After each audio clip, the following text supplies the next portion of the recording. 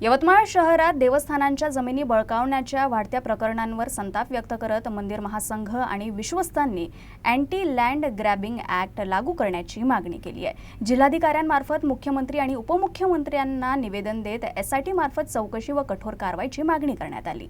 यवतमाळमधल्या 15 मंदिरांच्या विश्वस्तांनी राज्य सरकारकडे मंदिराच्या भूमीचे संरक्षण करण्यासाठी कठोर अँटी लँड ग्रॅबिंग कायदा लागू करण्याची मागणी केली। भूमाफिया आणि काही अधिकाऱ्यांच्या संगमताने देवस्थानाच्या जमिनी हडपल्याचे गंभीर प्रकरण समोर आले असून मागील 20-25 वर्षातील सर्व जमीन हस्तांतरणाची SIT मार्फत चौकशी करावी अशी भूमिका विश्वस्तांनी जिल्हा अधिकाऱ्यांमार्फत सरकारसमोर मांडली आहे। महासंघाच्या वतीने आज मुख्यमंत्री उपमुख्यमंत्री यांना उपजिल्हाधिकारी यांच्या मार्फत एक निवेदन पाठवण्यात आलेलं आहे। त्यामध्ये महाराष्ट्रामध्ये बऱ्याचशा मंदिराच्या जमिनी विकण्याचे प्रकार चालू आहेत। पूर्वीच्या काळी प्राचीन राजांनी मंदिराला काही जमिनी दान दिल्या आहे।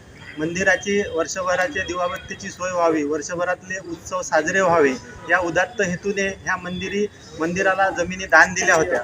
मात्र या जमिनीची विल्हेवाट लावण्याचे प्रकार सुरू आहेत। तसेच महाराष्ट्र, ओडिशा, गुजरात या राज्यामध्ये मंदिराच्या जमिनी विकण्यासंदर्भात कठोर कायदे आहेत, तर त्या संदर्भातला कायदा महाराष्ट्रात नाही आहे। त्यामुळे अँटी लँड ग्रॅबिंग ॲक्ट हा कायदा महाराष्ट्रामध्ये लागू व्हावा यासाठी यवतमाळमध्ये सर्व मंदिरांच्या वतीने स्वाक्षरी मोहीम घेतली आणि हे सर्व स्वाक्षऱ्यांचे निवेदन आज जिल्हाधिकारी कार्यालयामार्फत मुख्यमंत्र्यांना आज पाठवण्यात आले।